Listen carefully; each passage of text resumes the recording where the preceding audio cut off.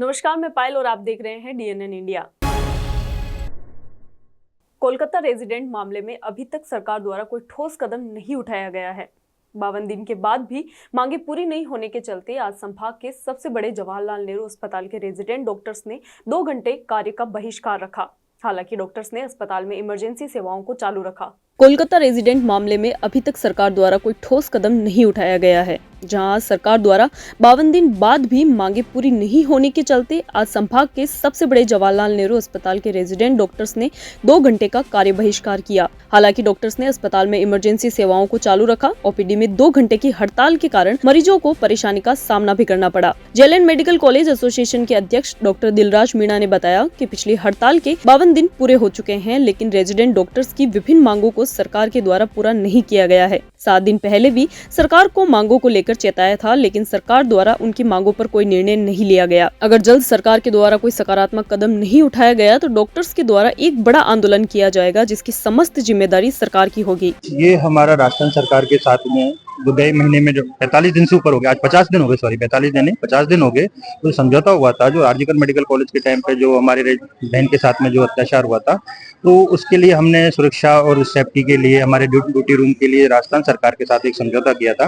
तो सरकार ने हमसे 30 डेज मांगे थे। उसके बाद में हमने 15 डेज एक्स्ट्रा दिए थे कि आप हमारी बेसिक नीड है, जैसे कि DDR रूम में जो फैसिलिटीज है, साफ सफाई का है, फिर हमारी सुरक्षा का है, और इन चीजों के लिए उन्होंने हमसे आश्वासन दिया। रिटर्न में हमारे साथ एक समझौता हुआ, वो आज दिनांक तक भी पूरा नहीं हुआ। उसकी खानापूर्ति के लिए सभी कॉलेज में, राजस्थान के जितने भी मेडिकल कॉलेज में, उनमें सिर्फ एक लेटर निकाल दिया। धरातल पे आप चाहे अजमेर मेडिकल कॉलेज में खुद देख सकते हो कि उस जो पुरानी चीज जो थी स्थिति वो यथावत रखी हुई है, कोई भी चेंज नहीं हुआ। उसी के लिए राजस्थान के जयपुर जो SMS मेडिकल कॉलेज है वो 8 तारीख से लगातार स्ट्राइक पे प्लस भूख हड़ताल पर भी चल रहे हैं। और ऑल इंडिया में जो आरजीकर मेडिकल कॉलेज बंगाल में जो चल रहा है उसमें आज उनको 6 डेज हो गए भूख हड़ताल पे होते हुए।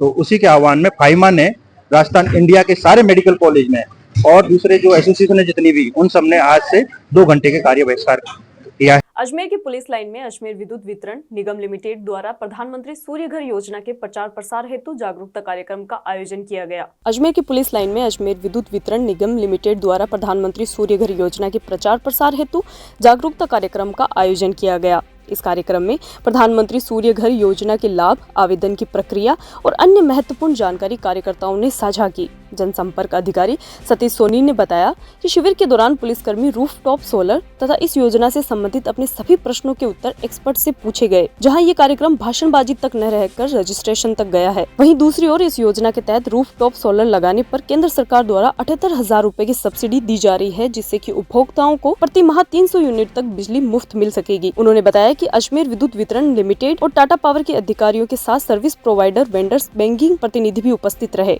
अजमेर के अंदर जो स्टाफ है उनको रूफटॉप सोलर, जो कि प्रधानमंत्री सूर्यघर मुफ्त बिजली योजना है, से अवगत कराने के लिए, उनको स्कीम्स के बारे में बताने के लिए कि किस तरह से उसका फ़ायदा ले सकते हैं ज़्यादा से ज़्यादा, उसके बारे में बताया गया।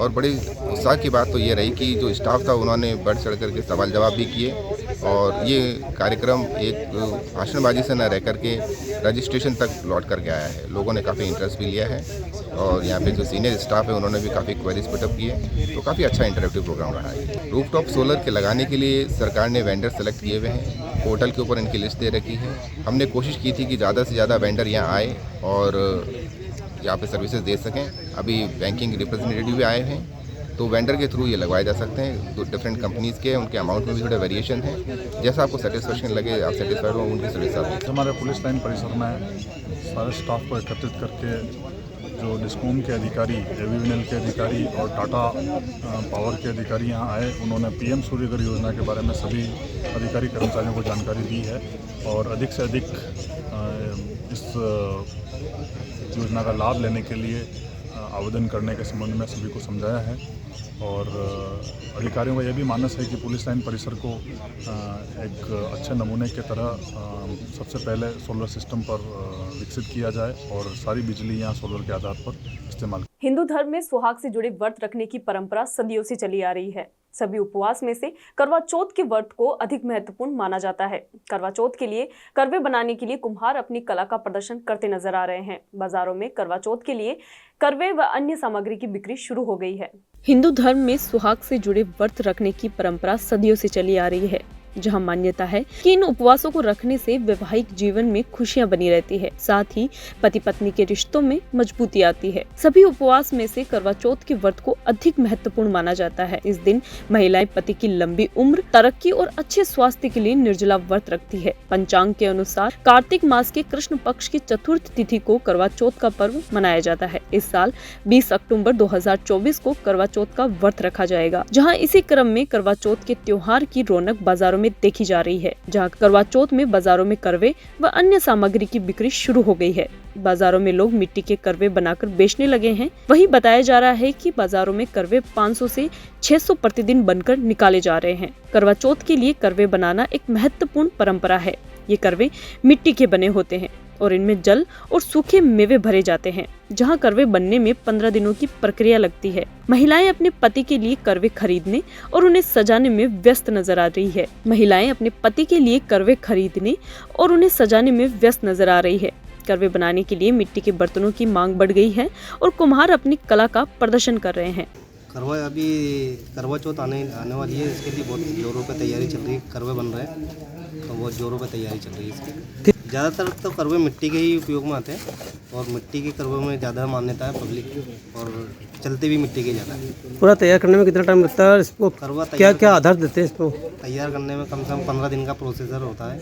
पहले मिट्टी तैयार करनी पड़ती है। मिट्टी तैयार होने के बाद में कम से कम 4 से 5 दिन उसको सूखने में लगता है। करवा बनने के बाद पकाने के बाद में इसका प्रोसेसर कलर में तैयार होता है। कलर करने में कम से कम 5 से 7 दिन का प्रोसेसर होता है। और आजकल कलर वाले करवा ज़्यादा तैयार मानते हैं। पर क्या पूरी फैमिली लगती है इसके अंदर? पूरा परिवार, हमारा पूरा परिवार इससे जुड़ा हुआ है। क्या शुरू से आप ये काम करते हुए आ रहे हैं? मेरे पिताजी के साथ साथ हमारे को 2-3 पीढ़ी हो गई काम करते हुए, और आगे की हम इस काम को आगे की बढ़ाएंगे। हमें कलरफुल करवा आते हैं, कम से कम 4 से 5 प्रकार का है। कई तरीके से तैयार करते हैं। लेस लगाते हैं कईयों में सादा होता है। मतलब एक दिन में कितने करवे तैयार हो रहे हैं भाई साहब? एक दिन में कम से कम 500 से 700 करवे तैयार होते हैं। डिमांड आ चुकी है अभी तक? अभी लास्ट स्टेप चल रही है करवों की। ठीक है। सीजन के बाद में क्या देखते, क्या हमेशा सीजन में यही काम चलता है आपके? हमारा पूरा महीना यही काम चलता है। बच्चे वगैरह पूरा परिवार। पुष्कर स्थित जयमल न्यास मंडल पुष्कर की ओर से वीरवर राव जयमल राठौड़ की 517वीं जयंती समारोह का आयोजन किया गया, जहां कार्यक्रम में उपस्थित अतिथियों का माला पहनाकर स्वागत किया गया। पुष्कर स्थित जयमल न्यास मंडल पुष्कर की ओर से वीरवर राव जयमल राठौड़ की 517वीं जयंती समारोह का आयोजन किया गया, जिसमें कार्यक्रम के मुख्य अतिथि पूर्व आरटीडीसी अध्यक्ष धर्मेंद्र सिंह राठौड़ ने संबोधित करते हुए कहा कि समाज बंधुओं को आर्थिक, शिक्षा व राजनीतिक क्षेत्र में आगे बढ़ना होगा, तभी समाज का समुचित विकास हो सकेगा। उन्होंने पूर्व सीएम अशोक गहलोत द्वारा प्रदेश में जारी किए गए ईडब्ल्यूएस योजना की तारीफ करते हुए उपस्थित भाजपा नेताओं से अपील की कि वे केंद्र सरकार से भी पूरे देश में ईडब्ल्यूएस को सरलीकरण के साथ लागू करवाएं। अपने अध्यक्षीय उद्बोधन में उपस्थित समाज बंधुओं से आह्वान किया कि समाज में व्याप्त दहेज प्रथा, नशावृत्ति और कुरीतियों को समाप्त करें, जिससे कि समाज को उत्थान और विकास हो सके। उन्होंने समाज को आगे बढ़ने तथा एकता बनाए रखने पर जोर दिया। उन्होंने कहा कि उनके द्वारा प्रत्येक मंगलवार को जिला प्रमुख कार्यालय में जन सुनवाई होती है, जहां समाज का कोई भी व्यक्ति अपनी समस्या लेकर आ सकता है, जहां उसका निदान होगा। मुख्य रूप से उन्होंने समाज की महिलाओं को अपने संस्कारों के साथ आगे बढ़ाने का आह्वान किया। साथ ही राव जयमल के किए गए बलिदान को याद किया। भंवर सिंह पलाड़ा ने अपने कार्यक्रम को संबोधित करते हुए कहा कि देश को आक्रांताओं से बचाने के लिए राजपूत समाज के महान योद्धाओं ने अपने प्राण न्योछावर किए थे। उन्होंने कहा कि समाज को एकजुट होकर शिक्षा, राजनीति, व्यवसाय और नौकरी के क्षेत्र में आगे बढ़ना चाहिए। उन्होंने पंचायती राज चुनाव में समाज के लोगों को, खासकर युवाओं को आगे आने का आह्वान किया। कार्यक्रम में उपस्थित अतिथियों का माला पहनाकर अभिनंदन किया गया। जयमल जी की 517वीं जयंती मनाई गई है। हर वर्ष मनाते हैं। इस साल 517वीं जयंती थी। इसमें मुख्य अतिथि उन्होंने बुलाया था राजेंद्र राठौड़ को। उन्होंने किसी भी कारणों से उनका आना नहीं हुआ। इसको अध्यक्षता हमारे जिला प्रमुख अजमेर सुशील कुमार पलाड़ा ने की। विशिष्ट अतिथि को धर्मेंद्र सिंह जी, पूर्व अध्यक्ष आरटीडीसी राजस्थान भंवर सिंह जी पलाड़ा, समाज सेवी, और विशेष तौर से युवा विधायक रविंद्र सिंह भाटी, श्री विधायक आदि बता थे, और कुछ हमारे जिले के प्रधान और कुछ नगरमान नागरिकों ने भाग दिया था। वो अतिथि के रूप में पधारे थे। ये हम हर वर्ष करते हैं। हर साल जो मनाते हैं और आगे भी मनाते रहेंगे। अभी जो कुछ सुझाव आए उस पर भी हमने समाज की तरफ एक सुझाव आए हैं कि अब हमको सबकी मदद करनी चाहिए। तो हम सभी लोगों को, हमारे समाज के साथ साथ हमारी इच्छा है कि हमारे समाजों के 36 कौम के कोई भी गरीब गुरबा हमारे पास आता है और हम उसका, हमारे पास जो फंड है उसमें से अवेलेबल है, हम उसको मदद करने का पूरा प्रयास करेंगे। इन शब्दों के साथ बहुत बहुत धन्यवाद सभी को दिया, सभी विसर्जन किया। करीब करीब सभी जिले, सभी पंचायत समिति से, सभी विधानसभा से, बता किशनगढ़ से आए हैं, रूपनगढ़ से आए हैं, कैकड़ी से आए हैं, दरबार से आए हैं, ब्यावर से आए हैं, किशनगंज से आए हैं, बिनाय से आए हैं। जिस प्रकार जयमल जी ने सबको साथ लेकर के, सारे समाज के 36 कौम को साथ लेकर के जिस प्रकार से समाज की रक्षा के लिए, संस्कृति की रक्षा के लिए, धर्म की रक्षा के लिए अपना बलिदान दिया, इसी प्रकार हमें भी राजपूत भाइयों से निवेदन है कि आप लोगों को भी समाज का कोई भी गरीब गुरबा, कोई भी गरीब है, उसकी मदद करनी है और हमको जिस प्रकार हमारे पूर्वजों ने मदद करी। यहाँ रुकते हैं एक छोटे से ब्रेक के लिए, जल्द हाजिर होंगे खबरों के नए सफर के साथ।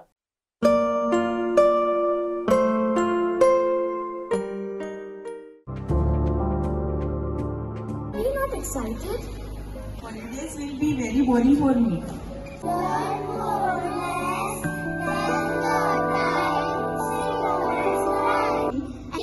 For cuisine, black rice and sugar. This black rice has a very unique flavor.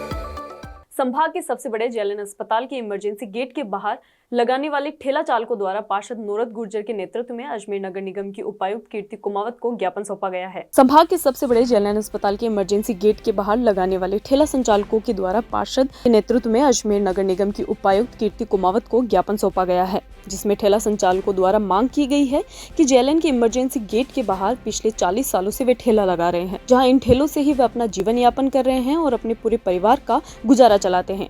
नगर निगम द्वारा जेएलएन के बाहर वेंडिंग जोन भी बना रखा है और ठेला संचालकों के पास वेंडिंग जोन का पास भी है, लेकिन पास होने के बावजूद नगर निगम के कुछ आला अधिकारियों द्वारा उन्हें परेशान किया जा रहा है। वेंडिंग जोन को पार्किंग में बदला जा रहा है, लोग वहां अपनी गाड़ियां खड़ी कर रहे हैं, जिससे ठेला संचालकों को काफी हद तक परेशानी का सामना करना पड़ रहा है। वहीं पार्षद ने सरकार पर निशाना साधते हुए कहा, 9 महीने पहले आई भाजपा सरकार ने गरीबों मजदूरों को रोजगार के नाम पर सिर्फ ठेंगा दिखाया है।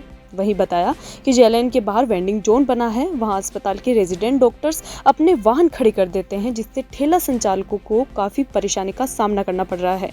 वहीं दूसरी ओर ठेला संचालकों का कहना है कि नगर निगम का काम जनता की सेवा करना है, न कि अवैध वसूली करना।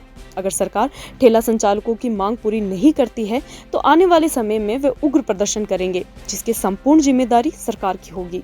आज जेएलएन के जो बाहर जितने भी ठेला व्यवसायी हैं, आज हम सभी इकट्ठा होकर यहाँ नगर निगम आयुक्त महोदय को ज्ञापन देने आए हैं और ज्ञापन में ये मांग करने आए कि आज हम जो जितने भी ठेला व्यवसायी हैं, जो गिने चुने हैं, वो पिछले 40 वर्षों से वहाँ कमाई खा रहे हैं। और आज मैं अपने ये कह सकता हूँ कि आज मेरी जो 5वीं पीढ़ी है जहाँ हम यहाँ वहाँ से स्थायी रूप से वहाँ कमाई खा रहे हैं। पिछले वर्ष हटाया यूँ जा रहा है कि कभी अतिक्रमण के नाम से, कभी किसी प्रशासन के बड़े अधिकारी के कहने पर या किसी की शिकायत पर, जहां हम अभी ये है कि पिछले कुछ दिनों से लगातार ये जा रहा है, कभी हमारी कुर्सियां, कभी हमारी टेबलें, कभी हमारी थैले वहाँ समय समय पर हर 8-10 दिन में, हर 5-7 दिन में उठा हैं। और अभी हमें चेतावनी दी है कि बिल्कुल आप यहाँ किसी तरह का एक भी थैला नहीं लगा जाए। जहाँ नगर निगम ने वहाँ वेंडिंग जोन का बोर्ड भी लगा रखा है और हम भी सभी ठेले वालों को वहाँ नगर निगम का कार्ड भी उपलब्ध करा रखा है वेंडिंग जोन का। अब वेंडिंग जोन का वहाँ जेएलएन ने वहाँ पार्किंग बना रखी है, तो हम ठेला कैसे लगाएं? जहाँ राज्य सरकार ने युवाओं के लिए, बेरोजगारों के लिए रोजगार उपलब्ध करा रही है, वहाँ नगर निगम उसके विपरीत काम कर रही है और हमारा है जो रोजगार उनको छीन रहे हैं। सामने दिवाली आने वाली है, ऐसे में हम हमारा रोजगार छीनकर इस तरह का अन्याय न करें। और आप मीडिया के माध्यम से मैं यही कहना चाहूँगा कि नगर निगम हमारी इस बात को समझे और हमें उचित स्थान वो स्थायी करके वहाँ जगह दें हमें। ये यहाँ पर नगर निगम के अंदर जो हमारे ठेला कर्मी है जेएलएन हॉस्पिटल के आसपास के, इनको नाजायज़ तरीके से परेशान किया जा रहा है। जबकि गरीब व्यक्ति को कमाने का, रोजगार का साधन देना कांग्रेस की गवर्नमेंट ने भी और हमेशा हमारी सरकार की प्राथमिकता रही थी। लेकिन जब से पिछले 9 महीनों में यहाँ पर राज चेंज हुआ है, इनको ठेला कर्मियों को परेशान किया जा रहा है।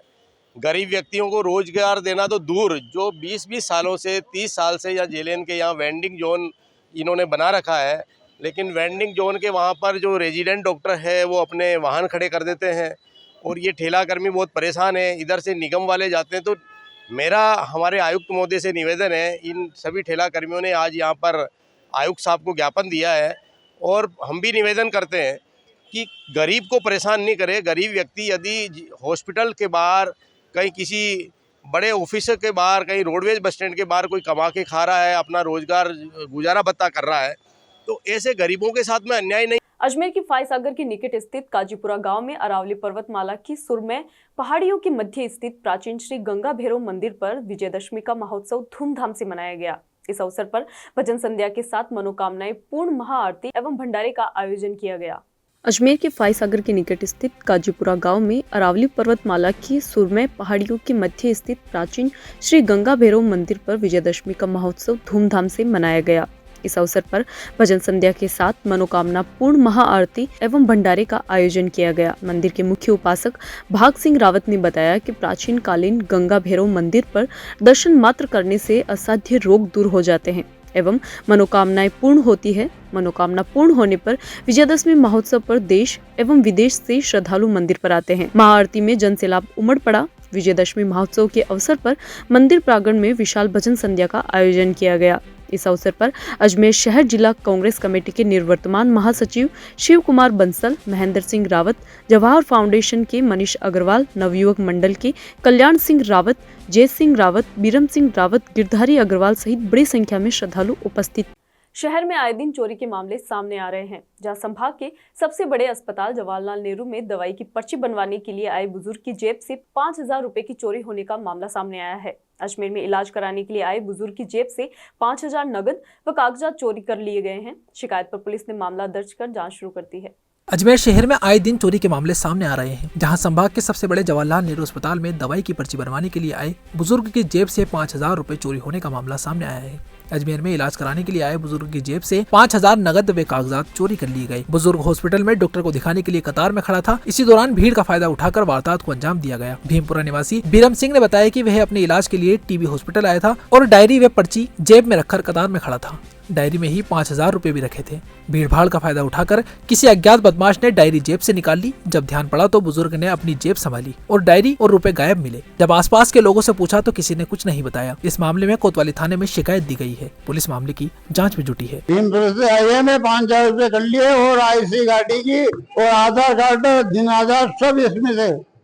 क्या कहाँ पे आए आप? ये यहाँ पे हॉस्पिटल में आए थे, टीबी हॉस्पिटल के अंदर 6 नंबर कमरे के बाद में राजवीर में दवाई लिखाने के लिए आए थे। दवाई लिखवा ली आपने? दवाई नहीं लगवाई, पर्ची लगाई हुई है वहाँ पे और वहाँ पे खड़ा था। डायरी वगैरह सब काट लिए मेरे। डायरी में थे पैसे सब सारे। 5,000 रुपए थे। क्या लगता है आपको कोई जानकार था क्या? कोई जानकार नहीं है हमारे वहाँ पे। कोई यहाँ गार्ड वार्ड नहीं थे? गार्ड वार्ड जी दिखाई नहीं था। और वह आया थे, वो गार्ड में कह रहे हैं पर्चे लगा दो यार, यहाँ पे पर्चे लगा दो करते।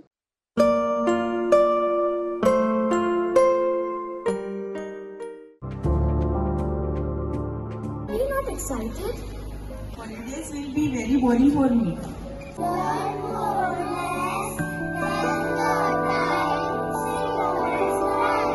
And of fall pigeon, black rice and sugar. This black rice has a very unique flavor. खबरों के सफर में अभी सिर्फ इतना ही। फिर हाजिर होंगे खबर के नए सफर के साथ। तब तक के लिए दीजिए इजाजत। नमस्कार।